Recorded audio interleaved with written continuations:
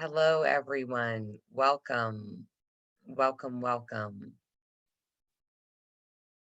We'll give folks a minute to join us. I am so excited to be presenting this panel this month, and this is the last one of our season, and we're ending it with some great energy, talking about women for International Women's History Month and what we can do.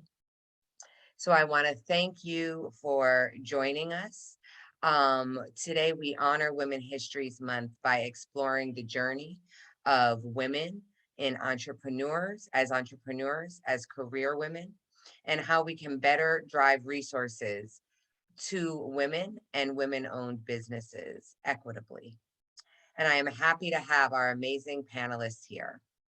Women's History Month exists because of exclusion and erasure of women in American society, whether it was being excluded from the vote, ownership, or education, or our own bodies. We have had to fight to be recognized, and we continue to work for inclusion and equity. Our conversation is going to explore what it means for these three women who have all found success and understand the struggles that it takes. But first, let's talk about some statistics. We're at MIT. I figured let's end with some statistics. And The Guardian talked about this job loss for women as the first recession, which is an economic downturn where job and income losses are affecting women more than men. I think that that's something that we see played out in the numbers with 11.5 million women losing their jobs compared to 9 million from men. And that was just from February to May in 2020. Minority women are responding and really driving female entrepreneurship, with 47% of the businesses being started during the pandemic were minority owned. Being started by women during the pandemic were minority owned.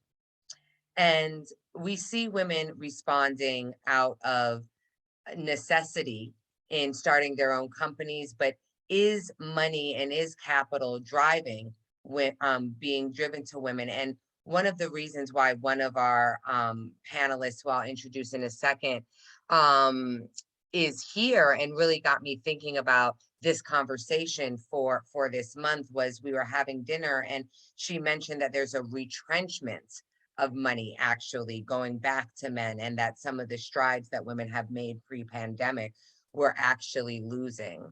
What we also see is that during the pandemic, women did not get access to PPP loans, and 53% of sole provider women reported receiving a PPP loan compared to 72% of the broader community.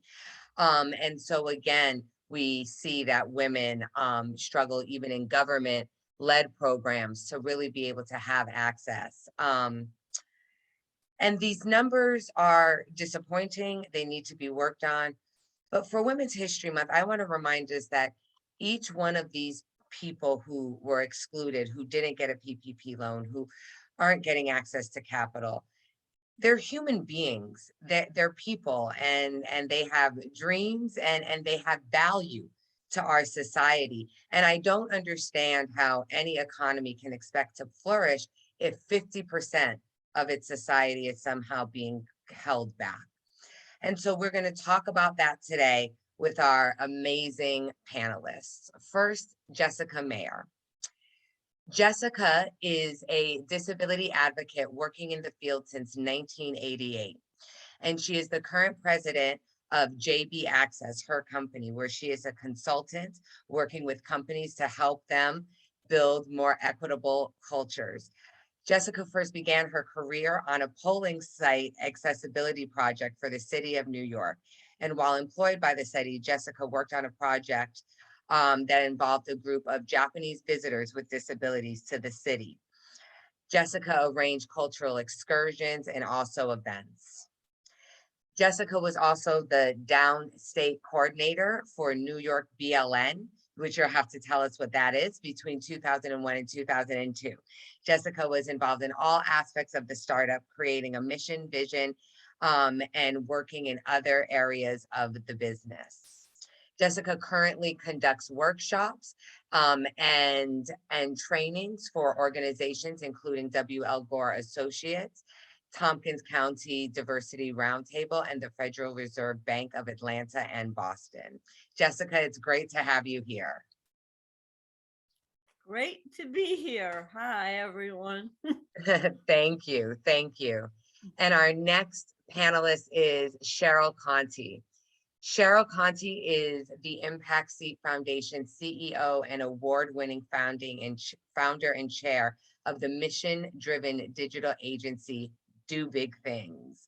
Cheryl is the Amazon best-selling author of Mechanical Bull, How You Can Achieve Startup Success. Passionate, that's right, sis.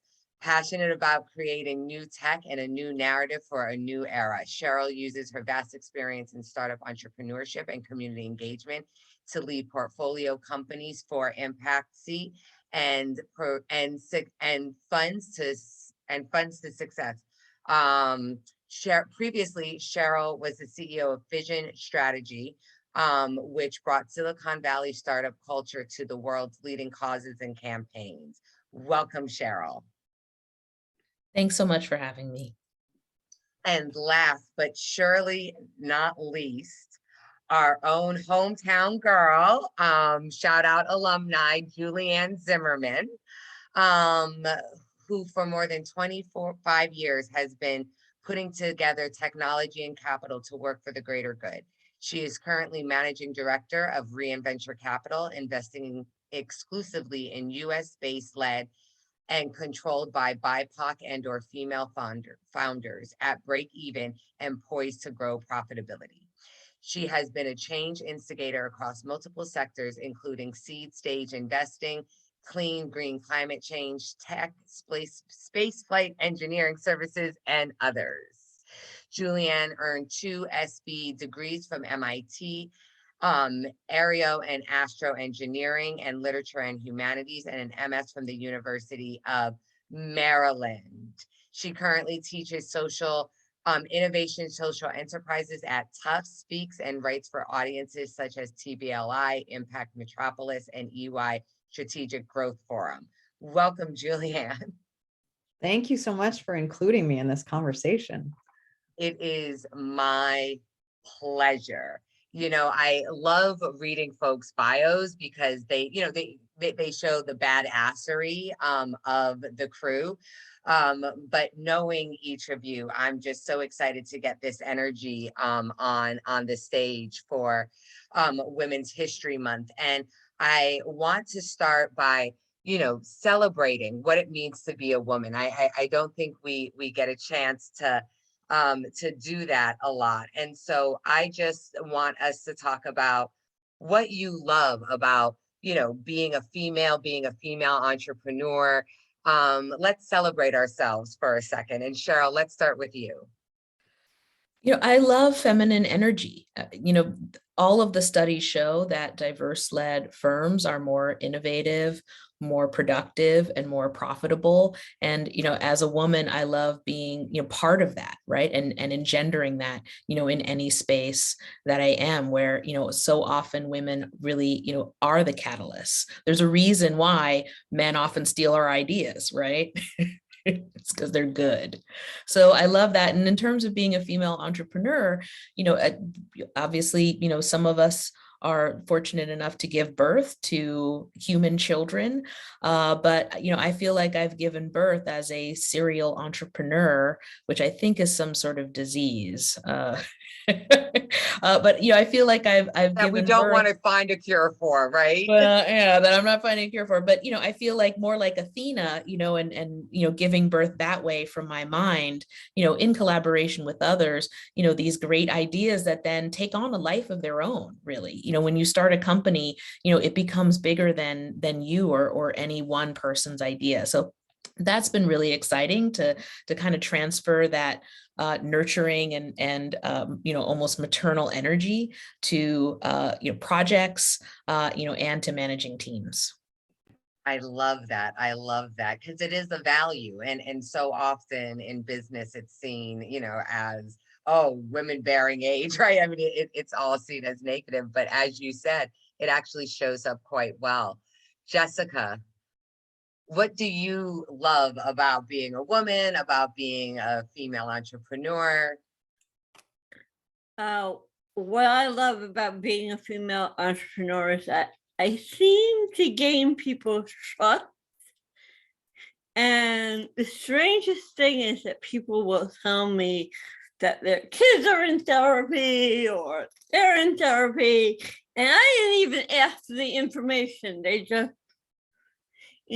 so I am kind of a little bit nosy by nature. So I love that people are open with me. And people tell me all the time not to tell anybody. I said, first of all, who am I going to tell? And second of all, your secret is safe with me. Don't worry about it. And I don't know if that's a function of the fact is that I have a disability and people feel more open with me, or if it's a function of me being a woman, or is it both? So that's what I love the best, because people just tell me stuff.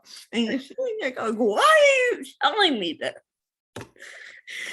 Jessica has a face for the tea. People just sit down and give you the tea. I love it. Yeah, it's just, that's it. It's powerful because that's intelligence. It's a form of, gathering intelligence, synthesizing data. It makes you smarter when you know more. Right. When I understand where people are coming from, I can better fine tune what I'm doing for them too. So yeah, I love that. Julianne, how about you? Well, I can honestly say I've never been anything else, so I don't really have a control.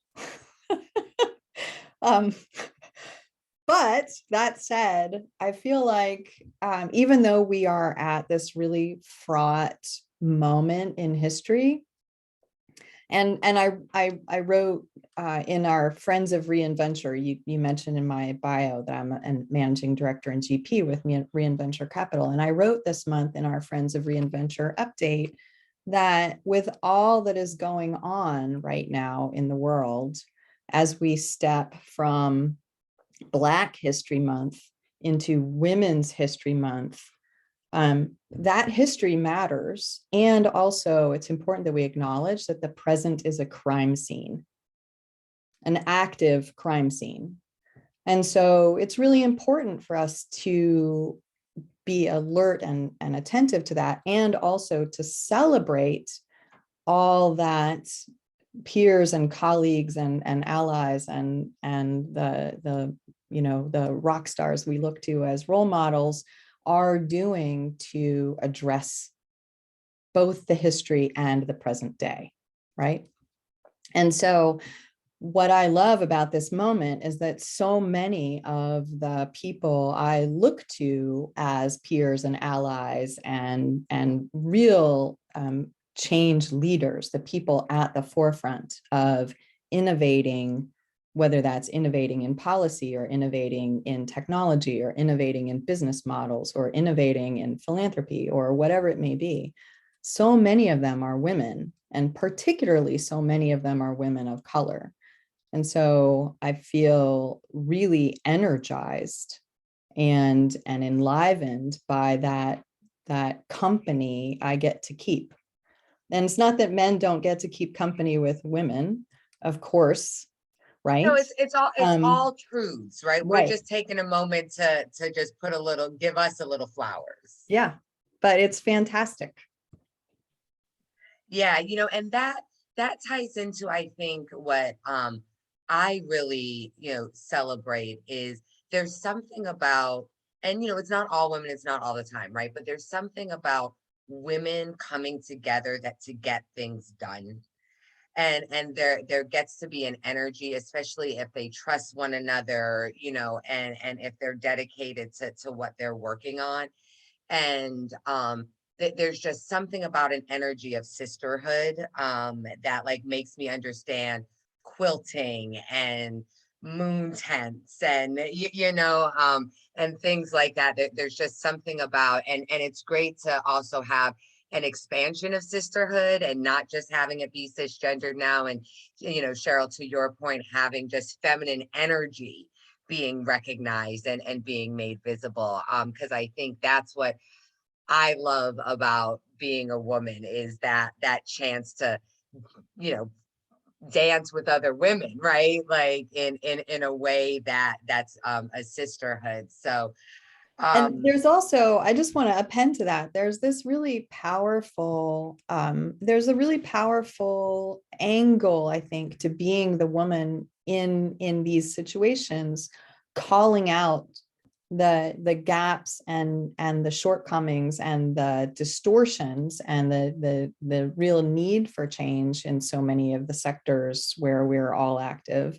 And so I sometimes joke that I feel like Carol Kane in The Princess Bride, if any of you know that movie, where she comes shooting out of the nowhere, out of some back room that we didn't know existed, screaming, "Liar!"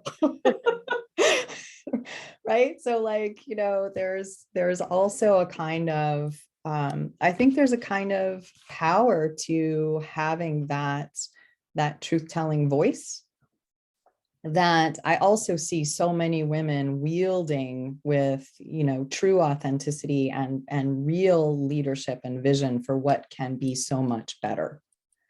that's right. That's right. So Cheryl, let's start with you, and talking about this sisterhood and supporting women.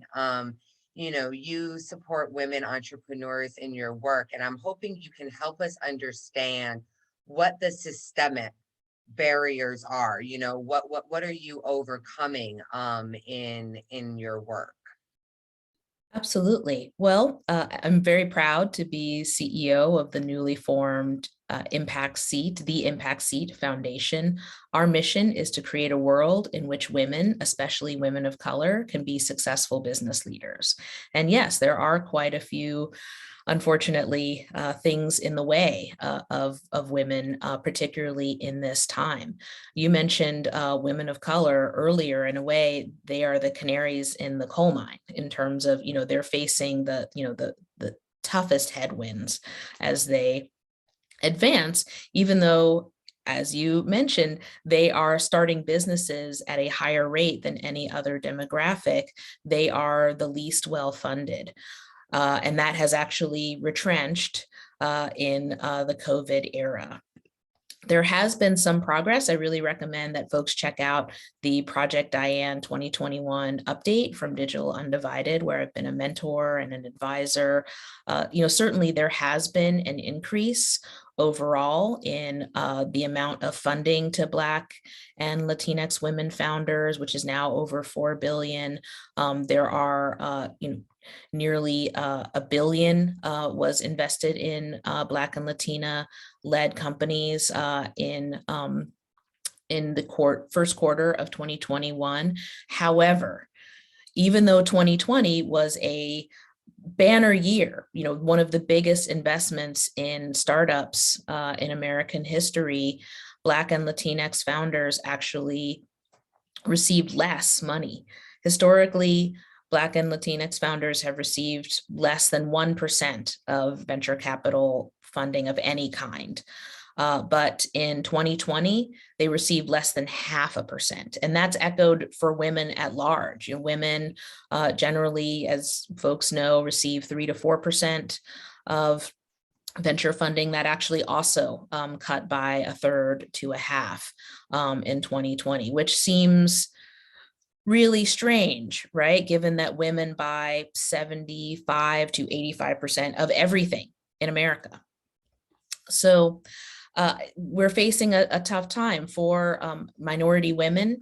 There's a great ASTIA report. ASTIA is a network of investors focused on female founders.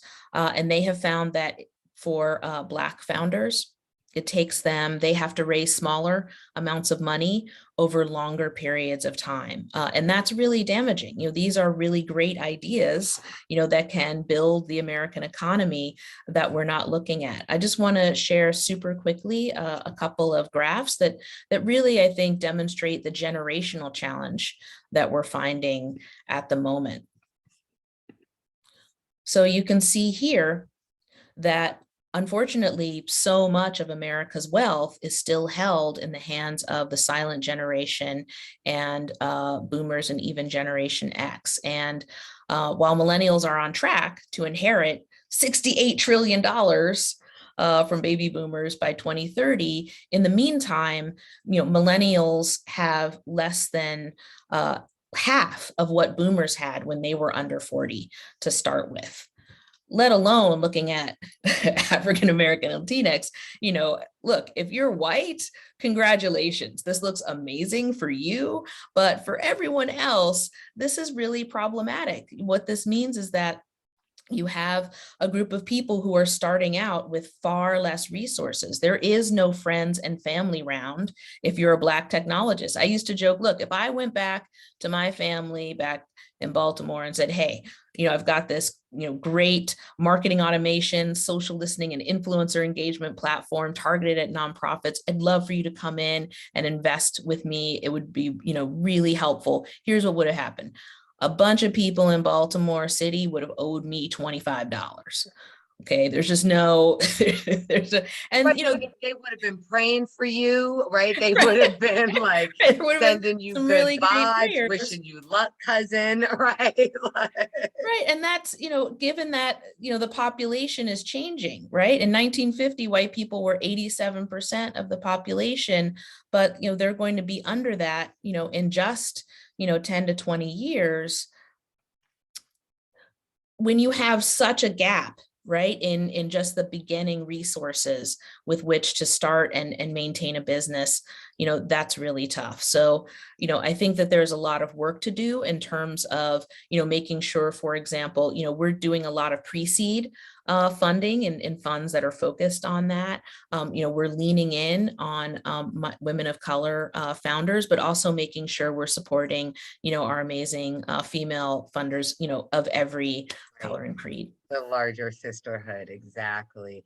No, and thank you for that level setting. It leads me to you, Julianne, around understanding what this field looks like for women. And Cheryl did such a great job setting up some of the things that Impact Seed is doing. What are you seeing and what are you all doing over at Reinventures? Well, we see exactly the same landscape that Cheryl just described, and I put 3 indicative reports in the chat. These are by no means the only ones or even necessarily the most widely cited. Other reports are available, right? Right. So, the numbers that Cheryl is sharing are not proprietary. This is not like, in-house research, which is not to say that Cheryl and her team are not doing fantastic analysis, but just to say that everyone has access to these figures. Everyone has access to these figures. And so what we see is that there is what you could consider a textbook market dislocation, right? So the information is freely and widely available to everyone, and yet the market fails to appropriately price risk and opportunity, to appropriately channel capital where it can be most effectively, most productively, most profitably put to good use, right? So McKinsey, I didn't put this in the chat if anybody else has it handy. McKinsey published a report saying that the US economy has suffered a $16 trillion lost opportunity as a result of a $4 trillion shortfall that the financial sector has failed to capture simply by not making investments in accordance with the numbers that Cheryl just introduced, right? So this is a market failure. That also is something that is completely fixable, right? This is neither preordained nor immutable, right? It doesn't have to be this way. So what we see is, first of all, we see more deal flow than we can get our hands around. We see fantastic teams growing, brilliant enterprises, high value, really exciting companies across the country, not just in the, not just in our beloved Kendall Square and, a few other favored locations, but we see companies all over the country building really valuable propositions for their stakeholders and for their investors. We also see that, as Cheryl highlighted, over 2020 and 2021, as the venture community had record-breaking years, both in terms of capital raised, so capital from LPs to funds, and also capital deployed, so capital venture firms invested into companies. Record-breaking years, 2 years running. Also corresponding not only with the pandemic, as you've mentioned, but also corresponding with a chorus of pledges to do better, following on the Me Too movement and Black Lives Matter, and particularly in the aftermath of George Floyd's murder. What we see is that during those record-breaking banner years, yes, there has been an increase in total dollars going to Black and brown and female founders and Black and brown and female fund managers. But that increase has been a very much smaller delta than the overall, right? And so relatively, BIPOC and female fund managers and BIPOC and female founders have been pushed back. And that's what we mean by retrenchment. Right. Can I ask you, I'm sorry, I'm just going to interrupt to say, please, both you and Cheryl bring up that point, and it's so important. And right, that like that we know it's the failure. But our funds like yours, which and Cheryl's as well, our funds like yours, are they increasing? Is infrastructure being built that maybe in 20 years will look like parity, let's or not get us hope closer? for 20 years. I hope we're able to see significant movement far sooner than that. And yes, I think, I forget the number, but I think there were 76 new funds launched by female fund managers of color in 2021 alone. And that's probably a misquote, so forgive me if I got that number wrong. But what we are seeing is that, yes, many more people, many more women specifically, are coming to the fore to say, we're going to change this. And what we're seeing is that the allocators of capital are not super enthusiastic about that, right? So what we have found at Reinventure is that, and Cheryl, I don't know, you've probably seen something similar. What we've found is that there are some institutional entities who are making the shift. So we have LPs, investors in our fund, who include the usual suspects, so to speak. So Mass Mutual is a very, a top tier insurer in the United States. I think it's one of the top 10 insurers in the United States. They invested in our fund as part of a new initiative that they launched, specifically because they recognized they needed to be making a shift. So they invested in our fund. Bank of America invested in our fund, right? So these are conventional entities, but most of our LPs are actually foundations, smaller foundations, not the big name famous ones, but smaller foundations, individual family offices, single family offices, and individuals who have recognized not only that there is a dislocation that needs to be addressed, but that it benefits them to be in front in investing in That's right. funds like ours that are addressing that dislocation, right? So Right. it's a both and, right? They both recognize that there's a wrong to be addressed, that there's a failure to be fixed. And they also recognize that using their money to address that wrong, to fix that failure, is advantageous to them. They That's get right. to win. Well, and I think, I think that that's one of the nice things, right? That folks are talking about. Jessica, I want to bring you into the conversation, and, you're our, I want to say you're our resident like entrepreneur, right? You're the woman on the ground that's killing to eat, right? In a certain way. And, you see these numbers, and I'm sure they look familiar. And, I also, as a woman with disabilities, to talk to us a little bit about just, what you're seeing and what these numbers feel like, what they mean to you. They hurt. I mean, plus women with disabilities are so far in the back that we can't even catch up, because there are Black women with disabilities, because we run the gamut. So I feel like I don't have any access to capital, because nobody had ever told me that I could. Right. So Talk to me about the entrepreneurship disability, like no one tells you can start a business. Right. Nobody tells you that you can start a business. Nobody tells you that you can really do anything as a person with a disability. You're in special ed. I mean, not so much anymore. I don't want to paint it so bleak.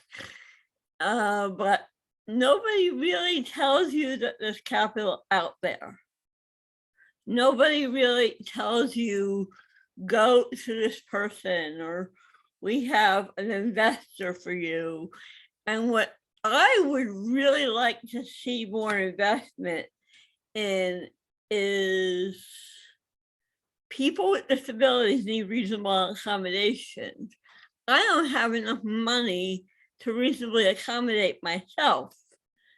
So those are the kind of things that I could use some capital, so I can hire somebody part-time and say, please help me with my typing or whatever else I could use assistance with. So like a grant would be really wonderful to be able to do that. And later on, as people go higher and make more money, I would like to see people not just do grants, but do microloans or do loans, and just for a reasonable accommodation. I so respect that point, Jessica, because Donald Washington, he was actually, so Jessica and I did a fashion show together, just to let folks know. Jessica and I were having a glass of wine, and we decided that we were going to do that we were going to produce a fashion show for Boston Fashion Week that centered designers designing clothing, that were people with disabilities that were accessible, I guess you could say, right? That were centered for the needs. And then it ends up being helpful for you, because who doesn't want a clutch that fits on your wrist? You know what I mean? Like that, that's great for everybody. But this idea of just what people with disabilities need to do for the everyday, right? To type a letter. I mean, we like to think like, oh, well, there's these transcription services, but they're actually not as good as we think, or they're really expensive, right? Jessica, could you just talk a little bit more about the reasonable accommodation? Voice-activated software. I mean, my speech is not perfect. I have cerebral palsy. And for those people who speech isn't perfect, the voice-activated software garbles, even with the phone, you say the dog, and it comes out to be something else, Right. I mean, it makes no sense to use it. So, right. Right. I So really that may do. also be you MITers looking for a business, find effective ways to get into the nuance of accessibility and of reasonable accommodation. Mhm. So, so that's one thing. Also, another thing is it costs more money to be a person with a disability. I also wear hearing aids. I also, you know, uh, there's also that it costs us more money to live. I mean, wheelchairs cost money. I'm not in one, but there are things that you have where the government says to you, we're going to give you X amount of money a year. If you make over $10,000 a year, you lose that money. So, there's a lot of stuff that has to really be changed in terms of healthcare. And I don't want to take up the conversation. No, but you're giving us But- an idea of, again, like we talk about this money not getting to where it needs to get to. Right. And it's not only about the bias, which there absolutely is Right. sexism and racism, but it's also about the products, right? And this idea of grant programs for entrepreneurs with disabilities so that they can, as you said, even if it's for a period of time, be able to write a business plan, right? And type that out is something that is needed to even move on. And this is what equity is, right? Equity isn't, again, right, isn't that you now have to do it in the able-bodied way, right? Equity is you get to do it in the way you need to do it. Because right. we need you to do it because your brain is valuable for this project or for whatever it might be. I'd like to move on to what do we see working, and Cheryl, you're at Impact Seed, Julianne, you're at Reinventure, and both are funds that are rolling up their sleeves, right? Like funds that are authentically doing the work. We've had Barbara Clark on, Cheryl, last season, to have a conversation, and just in her authenticity, right? I mean, she's like, yeah, I say, write the damn check, right? That's what we need to do. What do we need to do? We need to write the check, right? And so you all are both have, shared two models. And, I'd love to hear if there's, any more about what you're doing or any other models that you're seeing that are having, again, impact, right? Not just the intention to fund women, but women of color and women, and women with disabilities and all the women's, but that are actually moving the needle. And Cheryl, we can start with you. Sure, absolutely. Well, there's a lot of work to be done. I mentioned Astia earlier, where I'm a senior advisor, and in their report, they basically say, look, for a white female founder, it takes us about 7 or so introductions to funders to get them funded. For a woman of color, for a Black female founder, it takes 40 to 50. Like 10 times as many. And so, part of it is, our approach, making sure that women of color are getting funded.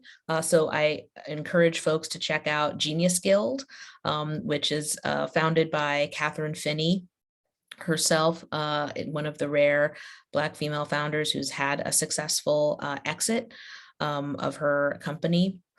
So she has a lot to give.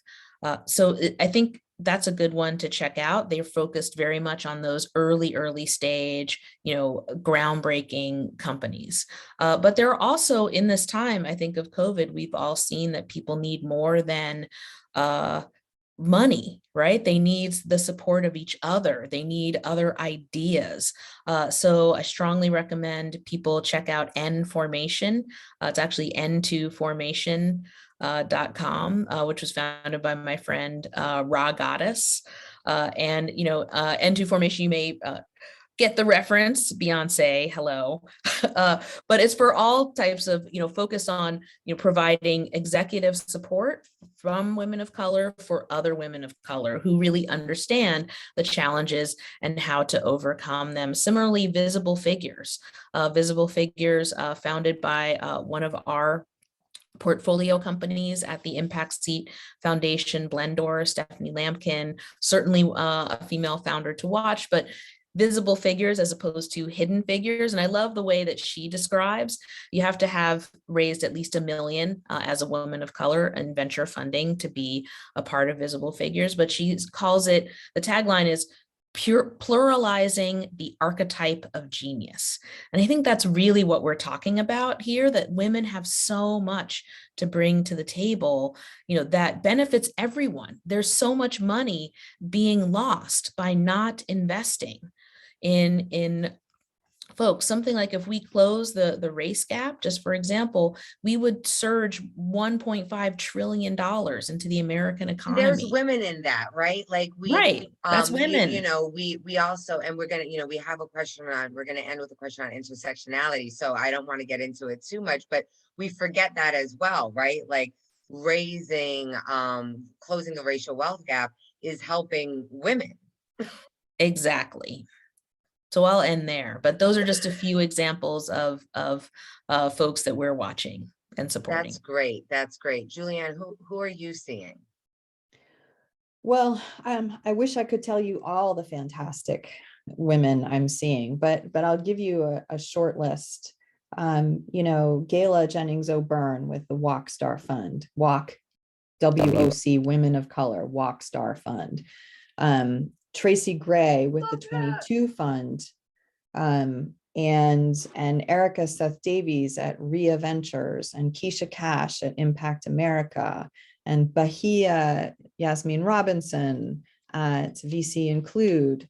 And, you just keep going down the list. And by the way, Vanessa Roanhorse at Native Women Lead, right? When we look at, when we look at the women who are at the fore, you also think about Natalie Molina Nino, and you think about Natalia Alberti Noguera on these conversations. Right. So, and then there are also, like, we've been talking entirely in this conversation about private markets, about direct investment. We haven't really talked about banking. There are amazing people at the forefront in banking as well, right? Both in conventional banks and also in cooperatives and community banks and CDFIs. And that's, again, a long roster with amazing women at the fore. And then there are also amazing women who are doing the work at the public market frame, right? So we think of like Rachel Robascioti at Adesina, for example, right? Doing amazing things and really way out in front as a leader in public markets investing. And so, the point is that I'm coming back to sort of my initial comment, right? When I look around and I see who is doing the amazing work of, helping us find our way into the future, right? And whether you think about that in birthing or midwifery terms, or whether you think about that in path breaking terms, however you think about, like, whatever metaphor works for you. When I look around and look at who's doing amazing things, of course there are men who are doing amazing things, but many of the people I see at the forefront of leading change are women. That's right. That's right. Just not getting the support. Jessica, are there models that you lean into, or groups that you're a part of that you find support you as an entrepreneur? Me, not, no, but there are people who are doing things in terms of businesses and in terms of big business, hiring more people with disabilities. And one of them is a new one called Value 500, which is supposed to be taking the 500 and most in Fortune 500 Right, companies. exactly. It's putting a value lens, right? Right, putting a value lens on people with disabilities. And there's also another organization called Disability In, which will give you a certification as being a disability on business. Oh, great, great. So there are some things, and we're going to end with a question about intersectionality, and I think this is also what I hope we see grow, especially with our our family in the disability community, which some of you may know that's that it's a issue that is near and dear to my heart, and folks like Jessica Keith Jones, Heather Watkins, shout out to my crew who have really helped me understand just how invisible the community is, and even those of us who are in it, right, need to figure out how we really get to be allies. And so Jessica, let's start with you. Actually, I'm sorry, I'm reading the script wrong. We do have one more question too, but that's a question for MI. We this is the closing question we ask everybody, so I forget it's a question. But can we start with you just about the intersectionality of being a person with disabilities, being a woman, being Jewish, right? You talk so much about how all of these intersect and make you the amazing, incomparable Jessica Mayer. Well, I think sometimes you feel like a woman, sometimes you feel like a Jew, sometimes you feel like a disabled person, and then sometimes you feel like all three of them mixed together. And my thing with being disabled and a woman and Jewish is I have a lot of trouble asking for money because I don't feel, somewhere deep down inside that I deserve it. And not only that, is people have a stereotype about Jews and money, and I stay away from that. So I have a lot of problems with that. So the thing I love about being all of those things is it makes me who I am. It makes me the Jessica that I present to people. It makes me a loving, caring person. It's just who I am. It's who I am in my heart and my soul. So, there are always things that I need to improve about myself, but who doesn't? We're all on a journey. That's right. That's right. Thank you, Jessica. Thank you. Cheryl, how about you? How do you see intersectionality play in your life as a woman? Oh boy. Well, it is a challenge, of course, being a woman of color. Even though I identify as African American, I also have Native heritage, in my family. And, there's a whole bunch of, cultural stuff that, really sets, our family aside, from just in approach to life. That said, I do feel overall that it's a gift, that I see the world through those different lenses, and therefore have a broader experience and insight to bring to the table in any discussion. But just one last thing, disabled, 1 in 4 Americans are living with a disability. It's actually a huge community, right? And yet, that we are not spending enough time, discussing and supporting. I will say, my son has a disability. California is actually pretty great about providing services, but those services are needed, for sure. And then I'm also a single mom, and even though, people don't talk a lot about single moms, we're a huge, in a world where 50% of American marriages will end in divorce. There's a lot, there's millions and millions of single moms out there. And there's a whole bunch of bull hockey stigma around that, which has given me a lot of wisdom and compassion, particularly for right. other moms who are in That's business. Wait, I do want to throw some statistics down because there are 54 million people with disabilities. And as you get older, you do become more disabled. And 70% of working age people with disabilities are unemployed. So if we could harness all these people, be truly amazing. And we are losing money. We're losing their And we're value. losing, right, we're losing money, we're losing ideas. I mean, when you talk about 70% of the society being excluded, I mean, it tracks right with what we're saying about women. Like we're saying we are losing because 50% of the population is not being included. And, 70%, there are geniuses, right? There's hidden invisible figures in there, right? There's, and I'm sure there's also some There are jerks. Stephen Hawking in there, I mean, Yeah, there are. Who just didn't get a chance to be Stephen Hawking. Wait, that's right, that's right. And this question of the opportunity and the implicit bias that starts at the door, right? With people that have visible disabilities, or even who admit if they have learning and otherwise, that needs to be normalized, right? It's like we can't keep excluding. I mean, we're not going to have an economy if we keep doing that. Julianne, how about you? How do you see the intersectionality?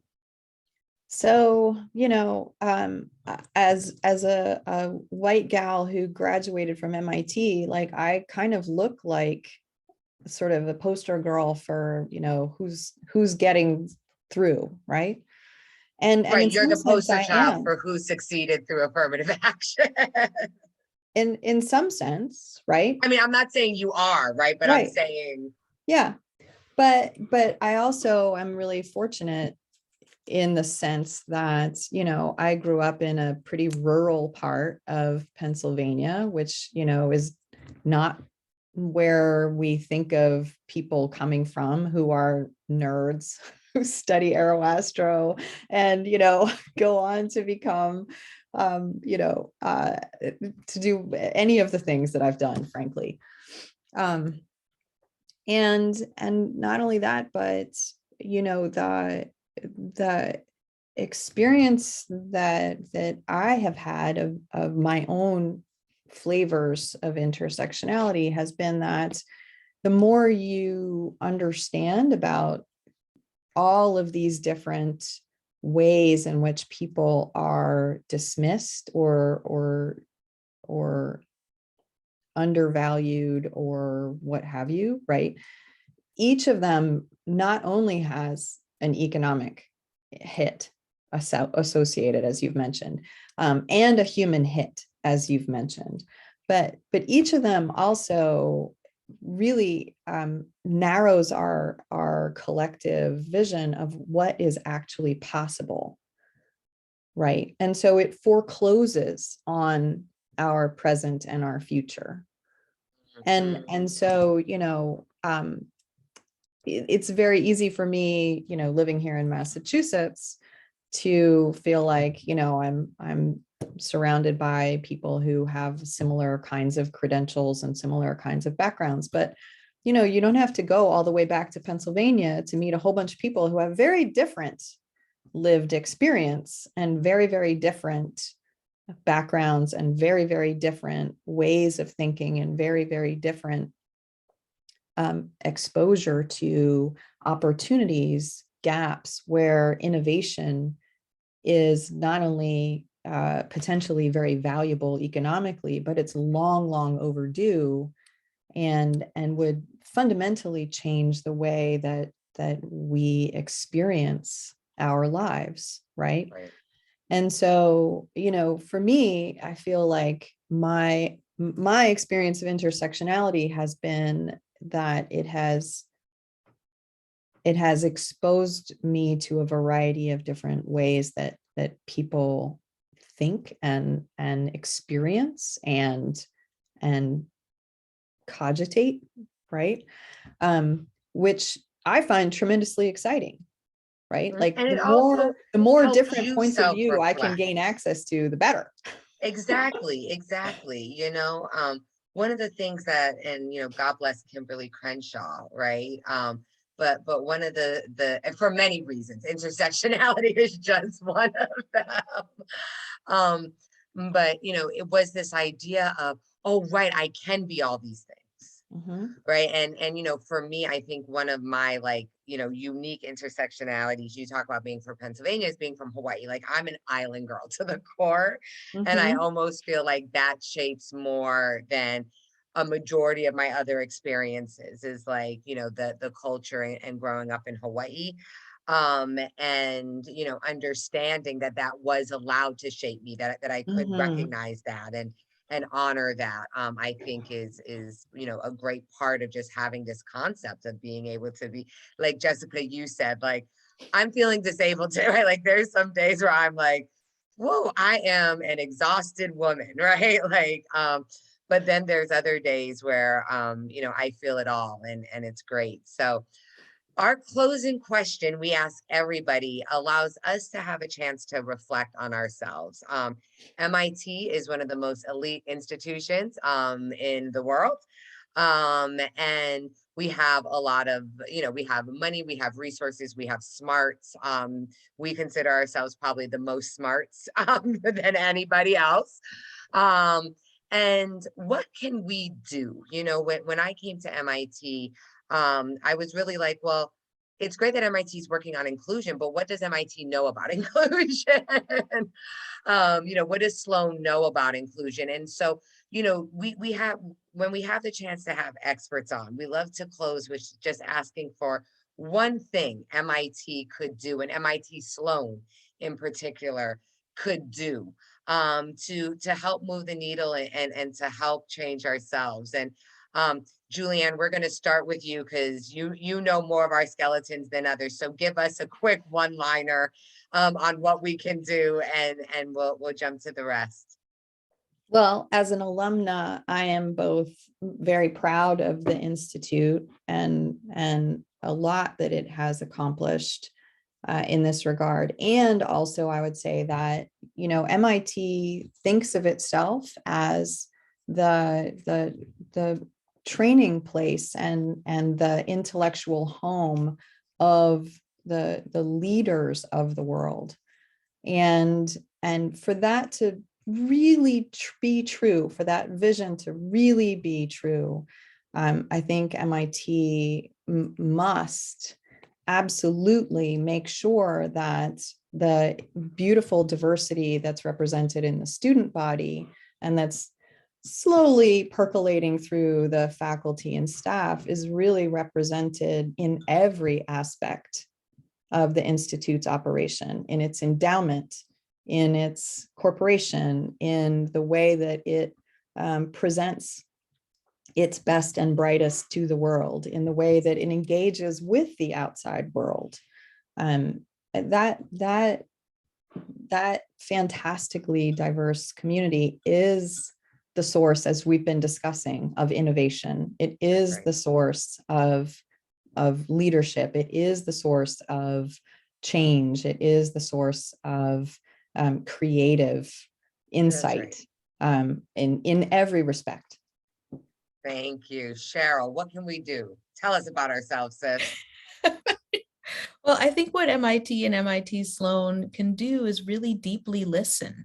You know, I think that, you know, folks from, you know, the majoritarian, majority intersections, you know, whether you're white or whether you're male or what have you, or whether you're, you know, upper class, right? You come from a wealthy family. There's often this urge to be a savior, right? To lean in and just, you know, provide the support that you think that you see that is needed. And yet there's so much that you don't see. I mean, I think that the you know, Black Lives Matter movement, you know, and the movement around you know, criminal justice reform, there's a lot of people who didn't believe African Americans when they tried to explain the everyday harassment that we face, shopping while Black, driving while Black, jogging while Black, you have it, right? Until they saw it on camera. Don't wait to see it on camera.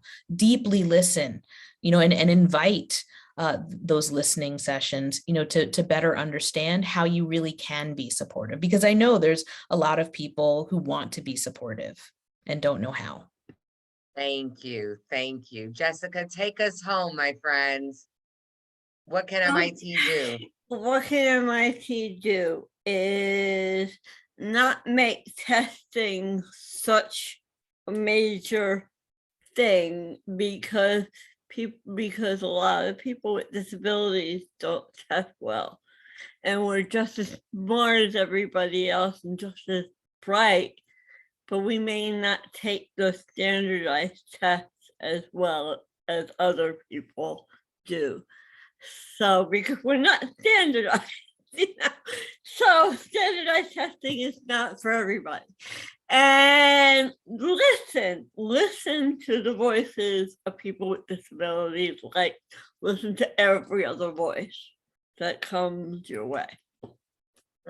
It's a blessing, right? It's a blessing to hear a different lens and a different perspective. Well, Cheryl, Jessica, Julianne, thank you so much for helping us feel not only the work, but the strength and the resiliency that we have and that we've had for thousands of years, back to the matriarchy. Thank you for joining us. And Patsy, thank you so much for taking us out with this last conversation. It's been a pleasure, and you'll be able to get this on YouTube soon. So thank you, everybody. Be well. Thank you all. Thank you. Thank you.